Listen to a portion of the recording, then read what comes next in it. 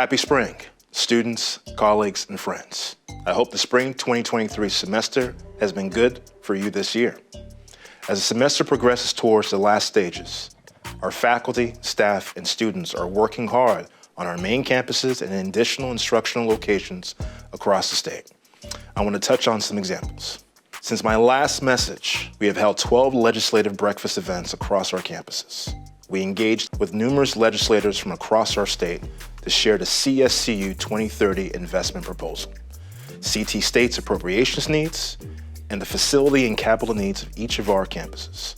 I'm very proud of our students, faculty, staff, and leaders who organize each event and showcase the value of our programming, instruction, services, campus environment, and the success of our students. We recently shared our comprehensive enrollment efforts for spring with a 3% increase in year-over-year enrollment and the fall 2022 retention improvements that stem from the tireless work of our Guided Pathways advisors, student support staff, inclusive instruction by our faculty, and statewide strategic coordination among our enrollment, financial aid, admissions, and registration teams.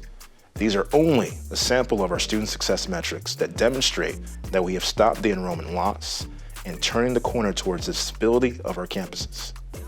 These highlights are a testament to the incredible work of all of our employees.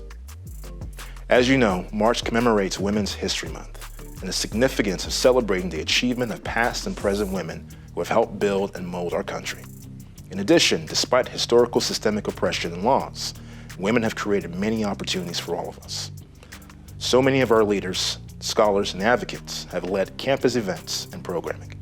For example, at Middlesex, they hosted a film presentation called Jane as part of their Courageous Conversation series.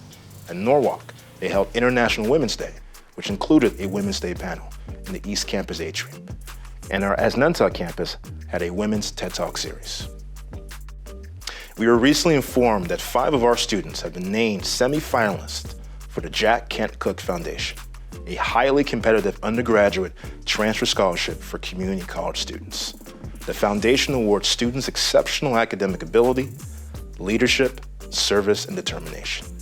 Those students are John Bennett from Northwestern, Jamie Didata from Tunxus, Belugi Narcisse from Three Rivers, Natalie Sanchez from Tunxus, and Antonio Serrano from Manchester.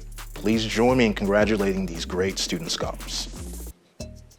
2 weeks ago, at the Eversource Training Yard, we were joined by Steve Sullivan, Eversource President of Electric Operations in Connecticut, to announce the expansion of its popular Line Worker Certificate program at our Housatonic campus that will help prepare hundreds of residents for skilled jobs needed to construct, maintain, and service the grid of the future.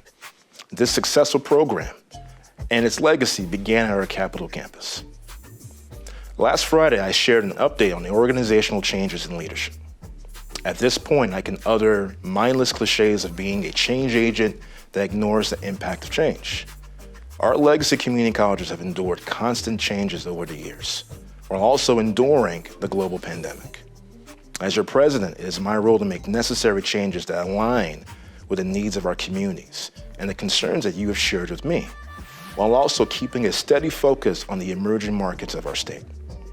With that, I have charged our central office and campus leaders to make updates to the CT State organizational chart to reflect these changes, but more importantly, the improvements in balancing central and campus level oversight.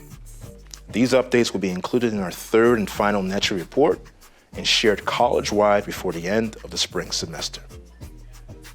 5 finalists for the inaugural CT State Provost role came to Connecticut 3 weeks ago to tour some of our campuses, meet with leaders and employees, and hold virtual open forums.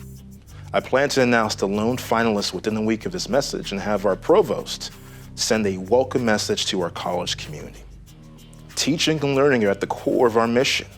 Our provost will be tapped to work with faculty, staff, and leaders to support the pursuit of inclusive pedagogy, academic freedom, student success, and instructional innovation.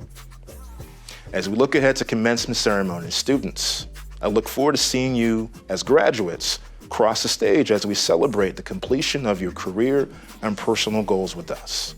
You continue to make us proud. I want to thank all of you for embodying the spirit of fellowship and collaboration across our state campuses that reminds everyone of the mission and impact of community colleges. Thank you.